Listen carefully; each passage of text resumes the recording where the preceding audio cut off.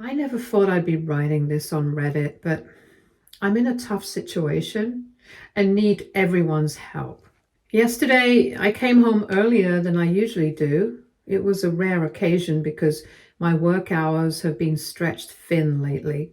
My wife wasn't home. She was at her sister's place as usual. 4 months ago, she lost her job and it's been tough on her mentally. The loss hit her hard. But I am the one who's been handling all the financial burden alone, covering both our expenses. It's not easy, especially since we have a mortgage. Nevertheless, I've been doing my best, working extra hours to make ends meet while she's been taking care of the home. She usually complains to me how I don't help her out much. So, yesterday, since I was home earlier, I decided to pitch in with the chores so she could have a little less on her plate. It had been ages since we'd gone out together, just the two of us, and I wanted to surprise her with something nice, maybe a dinner or just a simple outing. With that thought in mind, I rolled up my sleeves and got to work. I tackled the dishes, finished the laundry, and began vacuuming. As I moved around the house, cleaning everything, I happened to notice something on her work table. It was a letter, half written and left open. Now, I promise I wasn't trying to snoop, it just caught my eye as I was vacuuming. One line in particular stopped me cold. "I can't wait to see you, baby." Those words were hard to ignore. I found myself leaning in, drawn to the letter, needing to understand what it was about. At first, I assumed maybe this letter was meant for me. Maybe my wife had written a heartfelt note to me. But then, as my eyes moved to the beginning of the letter, I saw that she had addressed it to a man named Josh. I knew who Josh was. How could I not? Before my wife and I got married, he was a name that came up often, almost like a ghost from her past that wouldn't rest. Josh was an ex-boyfriend from her high school days. She also referred to him as the love of her life. Their story was complicated. They both had been deeply in love, but after high school, they went to different colleges. The long distance proved too much for their relationship, and they eventually broke up amicably, according to my wife. However, even after their breakup, Josh didn't let go. My wife tried to move on with her life, even dating other people. But Josh always found a way to insert himself into her life. He would stalk the men she was dating and try to intimidate them. He would also send my wife a bunch of texts from different unknown numbers, but it was all about how much he loved her and how no one else deserved her more than him. In short, that man was unhinged. It seemed like he couldn't accept that they were no longer together, and his attempts to stay in her life were relentless, even after she tried to block him on every possible platform. Eventually, she reached her limit. She moved to a new city, changed her number, and stopped contact with all her old friends, who could potentially give any of her information to Josh.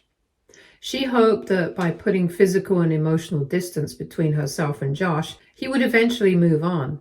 I guess that worked because he could not reach her any further. Eventually, my wife started to date other men, and one day we met. From our very first date, my wife was very open with me about her past. She told me everything about Josh, about how their relationship had fallen apart and how she wanted nothing more to do with him. She made it clear that he wasn't a part of her life anymore and that she was focused on building a future with me. Eventually, we started getting serious for each other, and I believed that Josh would never come back into her life. However, my wife then posted about me one day, and I guess that is how he tracked me down. He emailed me a bunch of times in my work email, but I pretty much ignored him. Over time, he gave up and we thought we were free. But then my wife and I, one day while watching the news, learned that Josh had been arrested. Apparently, he had been stalking and terrorizing another woman. When she didn't want anything to do with him, he barged into her house, locked her in her washroom, and refused to let her go until she agreed to date him. Thankfully, she managed to escape and reached out to the authorities with the help of her neighbors. Josh was arrested, charged, and eventually sentenced to prison. Me and my wife were shocked at how crazy he was and the things he was willing to do just to get his way. I felt really relieved that my wife and I could now finally live peacefully without having to worry about him any longer. For years, Josh had been this looming figure, casting a shadow over my wife's past. Knowing he was behind bars made me feel that, finally, he could no longer interfere in our lives. I thought that chapter was over. I thought we could finally move forward with his presence lingering in the background. So you can imagine my shock and disbelief when I read my wife's letter addressed to him. I just couldn't understand why she was even writing a letter to him. As I skimmed through it, I read how she had mentioned how much she missed him and how she couldn't wait to see him when he would be released at the end of the year. She expressed how she wanted to go on a date and spend some time with him. She mentioned that she was sending the usual amount of money to him again. I was taken aback. On top of communicating with her ex, my wife was sending money to this psycho? That revelation hit me like a freight train. My wife was unemployed. She wasn't earning anything. So clearly she was sending my money to her ex-boyfriend. The money I was working so hard to earn. The money I was depositing into our shared bank account to cover our rent, bills, and everyday expenses. This made me furious.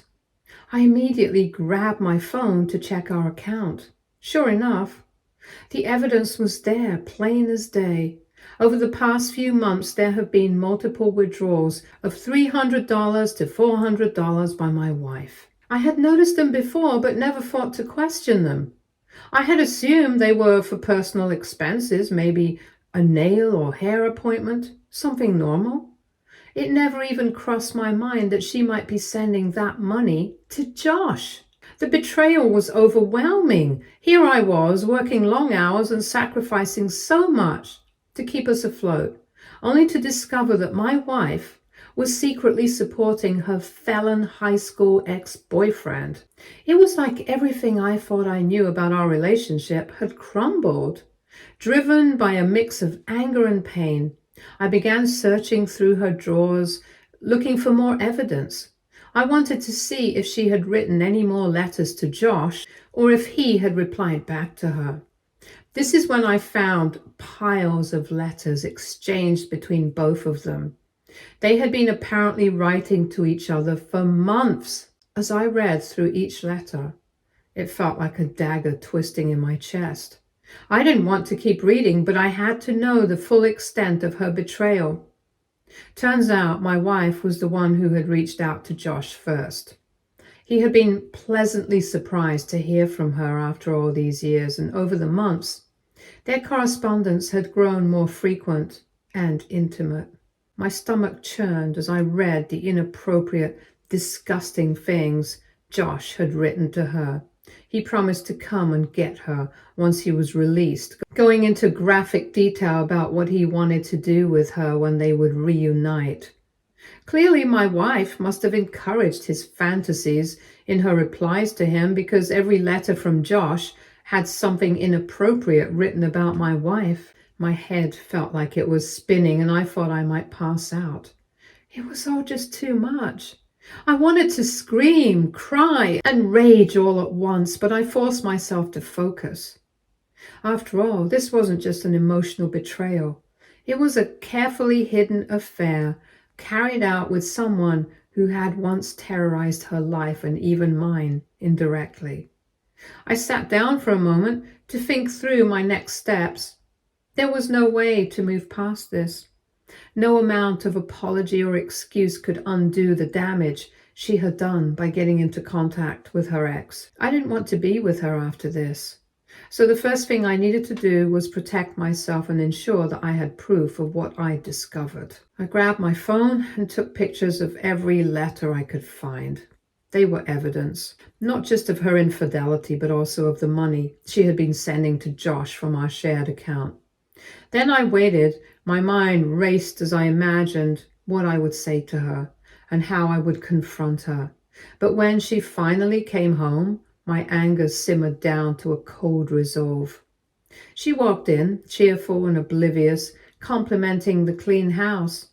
"Wow, I can't believe that you cleaned the house. You've really outdone yourself," she said, smiling. I didn't smile back. My face must have given away my mood because she quickly asked, "Is something wrong?" Instead of answering, I took the stack of letters and threw them on the table in front of her. Her expression changed instantly. The color drained from her face and she looked like she'd seen a ghost. I didn't say a word. I just stared at her, silently daring her to explain. She gathered all those letters hastily, her hands shaking. "Where did you find these?" she sputtered, her voice laced with panic.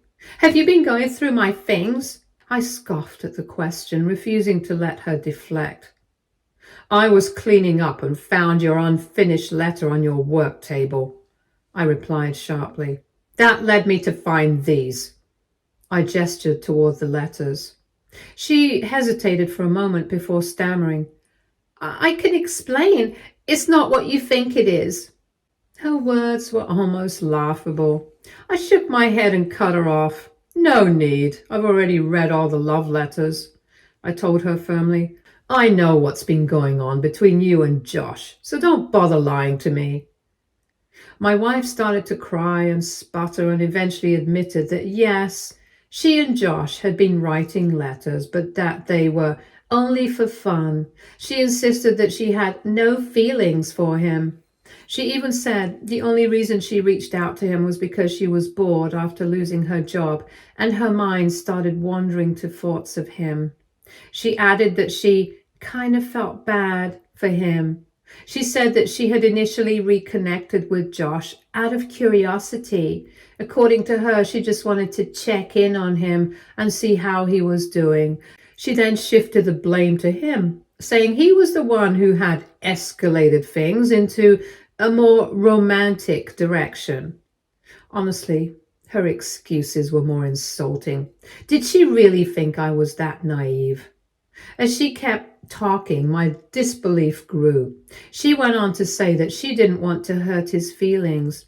"I only wrote back those things because I wanted to give him some kind of happiness while he's locked up," she said, as if that justified her actions. I stared at her, trying to comprehend the absurdity of what she was saying. "How stupid do you think I am?" I asked, my voice low but sharp. She flinched but pressed on, doubling down on her defense and refusing to acknowledge her actions. "They don't mean anything," she argued almost desperately. "Those letters were just fiction. They're not even real." Then, to my utter disbelief, she tried to shift the blame onto me. She said that over the past few months, she had been feeling neglected by me. She said I hadn't been giving her enough attention after she lost her job, and that she had felt a bit flattered by the attention Josh was giving her. That was the last straw. I snapped back, reminding her of the real reason I hadn't been around as much. "You lost your job, and I've been working overtime to cover everything," I said, my voice rising in anger. "Do you think I want to spend all my time at work? I've been doing it for us, to keep us afloat while you could get back on your feet." Her face twisted with guilt, but she tried to defend herself again. "I already feel terrible about losing my job," she shot back. "You don't need to remind me and make me feel worse about it." Her words only fueled my anger further. She was still making excuses. It was like she was trying to justify the unjustifiable. And it left me wondering if she even fully understood the gravity of her betrayal. My wife, desperate to salvage the situation, insisted that I should just forget those letters. She promised that she would stop writing to Josh and cut off all communication with him. Her promises rang hollow to me. I just shook my head, my frustration boiling over. "This isn't just about the letters," I said sharply. You've been sending him money, my money. Was that also a mistake? Was that also because you felt bad for him? My wife argued. It's just a few $100s. It's not a big deal. We can afford it. She even tried to frame it as an act of charity, saying, Josh needed the money more than we do. You should think of it as helping someone less fortunate than us. I couldn't believe what I was hearing. Charity? For the man who had stalked her, terrorized others, and betrayed any basic sense of decency as a human being? That guy didn't deserve our money. Money that we needed first and foremost. And she had the nerve to justify it by downplaying everything as if the money I worked overtime to earn could be so easily dismissed. You're right, I said coldly. You won't be sending him any more money, because not only am I withdrawing all my money from our joint account, but I'm also divorcing you. My wife froze, her expression shifting from guilt to shock. What? She stammered, her voice trembling. You're going to divorce me for some letters? You're overreacting. This isn't worth throwing everything away for. I reminded her that she had cheated on me. She had betrayed me in the worst way possible, and there was no going back from this. Then I firmly told her to pack her things up and go and stay with her sister for the next few days while I figured out what to do next. That's when her panic started to turn into anger. She began yelling at me, accusing me of being ridiculous and making an extreme decision out of nowhere. She raised her voice, insisting I wasn't thinking straight and demanding that I reconsider. You're making a huge mistake, she shouted. Just sleep on it. We can talk about this in the morning. But I wasn't about to let her manipulate me into changing my mind. No, I said firmly. I've already made my decision. I'm done with you. She yelled, screamed, and even broke down crying, insisting that she would make things right if I agreed to give her another chance. She promised to pay me back every cent she had sent to Josh, and swore she would never contact him again. But her words felt meaningless to me. How could I trust someone again who was so deceptive and manipulative? I stood firm and told her I wasn't interested in any promises. There was no coming back from this, no repairing the trust she had so carelessly destroyed. Eventually, she gave up trying to convince me. She packed up some of her belongings and left. It wasn't easy to watch her go, even after everything, but I knew it was the right decision. Her betrayal had crossed a line that we couldn't recover from. She did text me several times last night, but I ignored her as I had a lot to think about. This morning, the phone calls began. She called me in tears, apologizing again, begging me to reconsider. She said we could work through this together and that she was willing to do anything to save our marriage, but I wasn't moved. Her apologies felt more like damage control than genuine remorse. Then her sister got involved. She left me several angry voicemails, berating me for kicking out my wife. According to her, I was crazy to divorce her over something so trivial. She accused me of not being man enough to handle this situation. If you were a real man, she said in one particularly infuriating message, this wouldn't even matter. A real man wouldn't let something so small ruin his marriage. I thought about responding to her sister, but ultimately decided against it. Explaining myself to someone who clearly wasn't interested in understanding my side felt pointless. Right now, my priority is protecting my own well-being and figuring out how to move forward. I just feel like I'm in a daze, still trying to process everything. However, one thing is clear to me. I don't take back cheaters. So, Reddit, AITA for divorcing my wife after finding out that she's been in touch with her felon ex-boyfriend? Update 1. For everyone wondering how I didn't see the signs of my wife cheating before, the truth is that I trusted her completely. We have had a good marriage for the past 5 years. There was no reason for me to doubt her. I never imagined she'd be hiding something like this from me. Also, when people cheat, You might think their evidence would be somewhere obvious, like on their phone or social media. But who would ever think to check someone's mail? Plus, I never ever imagined that my wife would cheat on me with her ex, someone who has a criminal record. I never saw this coming. As much as I feel hurt by what she did, I honestly feel worse for her. How can someone's taste in men be so poor? To cheat on a loyal, trustworthy guy like me with a guy like her ex, it's almost laughable when I think about it. It makes no sense, but honestly, this is more her loss than mine. I know I deserve better than this, and I'm going to move on from her. For everyone asking, I've already taken steps to protect myself financially. I've withdrawn all of my money from our joint bank account. I've also contacted a lawyer to understand my options moving forward. The house we bought is in both of our names, so when we divorce, we'll sell it and split the proceeds equally.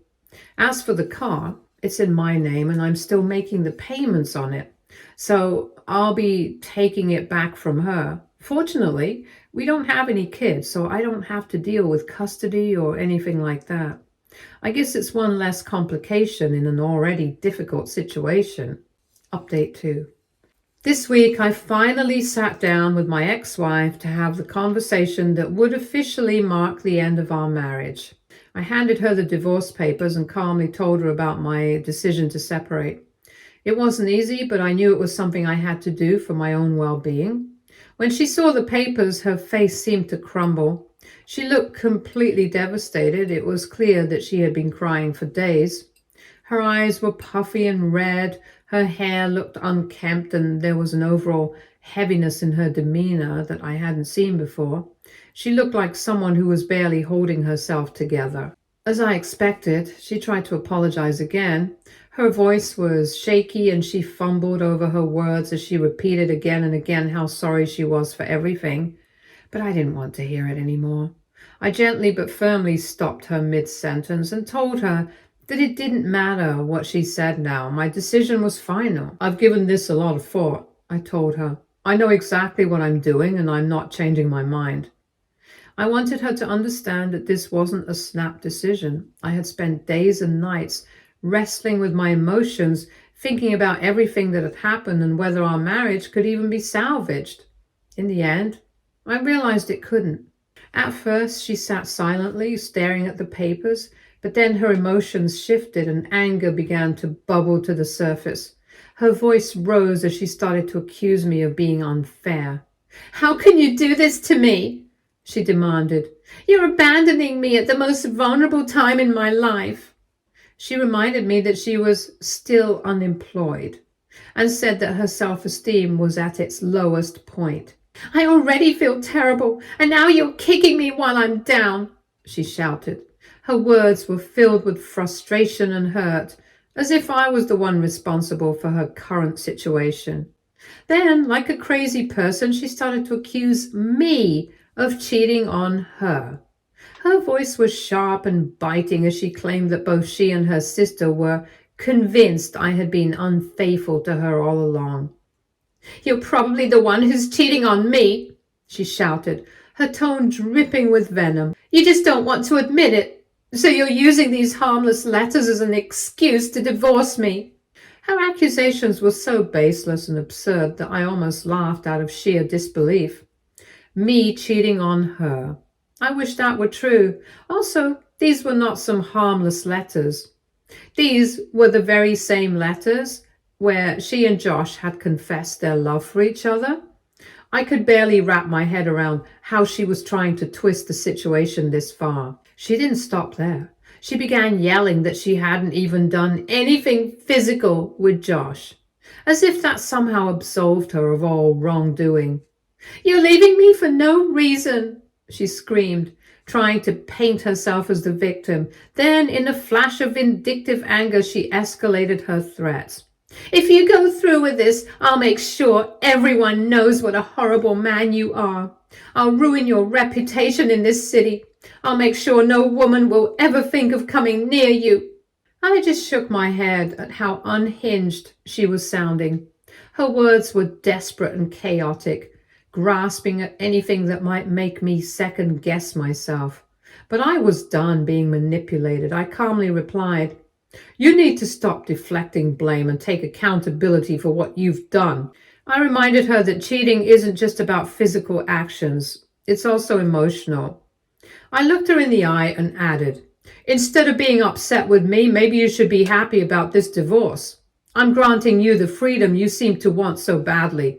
Now you can reconnect with Josh in peace and do whatever you want with him. As for ruining my reputation, don't forget that I have every piece of evidence I need. I've kept copies of all the letters, the bank statements, everything. If you try to smear me, I can show everyone, your family, my friends, and even any future woman I meet, exactly why I'm leaving you." My ex tried to argue further, insisting that I had no right to reveal anything about her actions to her family. She claimed that I had already caused enough trouble in her life, as if everything that happened was my fault. At that point, it became clear to me that she didn't want a resolution or an apology. She just wanted to fight and escalate things so as to get a reaction from me. No matter what I said, she wasn't going to take responsibility for what she did. She was just looking for a way to blame me and turn the situation into more of a drama than it needed to be.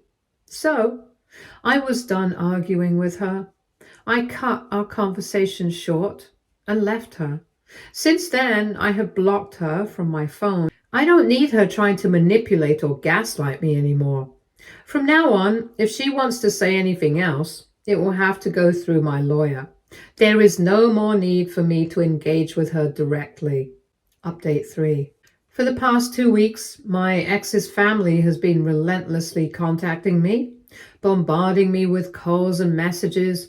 Word spread through her family about our divorce, and instead of my ex being honest with them about the real reasons for it, she had taken the coward's way out. She spun this entire situation to make it look like I was the one at fault. Apparently, she and her sister had been telling everyone that I was divorcing her because I was going through a midlife crisis, and that I was just looking for any excuse to leave her and perhaps find someone younger. They painted me as the villain for everything. Her family, especially her parents and cousins, were all reaching out to me, leaving angry voicemails accusing me of being unfair. So today, after receiving more angry voice calls, I decided that I couldn't take it anymore. I wasn't going to let her twist the narrative and blame me for everything. If she wasn't going to come clean to her family about what really happened, then I was going to do it for her. I went on Facebook and wrote a long post detailing everything that had happened between us, including all the painful facts I discovered about her betrayal. I didn't hold back. I shared the truth about the cheating, the letters to Josh, and the money she had been sending him behind my back. To make sure she couldn't deny it, I attached pictures of the letters from Josh, evidence that could not be ignored. I wanted her family to see the proof of her actions. I made it clear that my ex had broken my trust in a way that was unforgivable. Then I tagged my ex in the post along with her entire family and posted it. Part of me knew that this was going to hurt her, but honestly, at that point, I didn't care. She had already done enough damage to me, so now I was done trying to protect her from the consequences of her own actions. It was time for the truth to come out, and I wasn't going to be silent anymore. It's only been a few hours since I posted everything on Facebook, but the reactions have been overwhelming. My post has already started to gain traction. Some of her family members have commented on it, expressing their shock and disbelief. They had no idea about the extent of what had been going on between my ex and her high school boyfriend, Josh. I could tell from their messages that they had no clue she was still in contact with him, and now that I provided the proof, they're starting to understand what happened. Several of them have even apologized to me, expressing regret for believing her version of things. My ex also sent me a direct message on Facebook begging me to delete the post. She said she had started to receive nasty messages and calls from her family members after I have revealed everything. Of course, she's blaming me again, claiming that I've ruined her relationship with her family, who were disgusted that she cheated on me with her psycho ex. She keeps saying that I am estranging her from her family, like it's my fault she lied and manipulated them. She's practically pleading with me to take the post down, but I haven't budged. The post stays up. At this point, I'm just hoping she learns her lesson and stays away from me. She can't keep playing the victim and pretending like I'm the one who did wrong when the truth is right there for everyone to see. Honestly, I can't wait to move forward with the divorce and put all this behind me. The sooner this is over, the better. I'm ready to start fresh and leave all of this drama behind. Stay tuned for more stories from our girl relationships.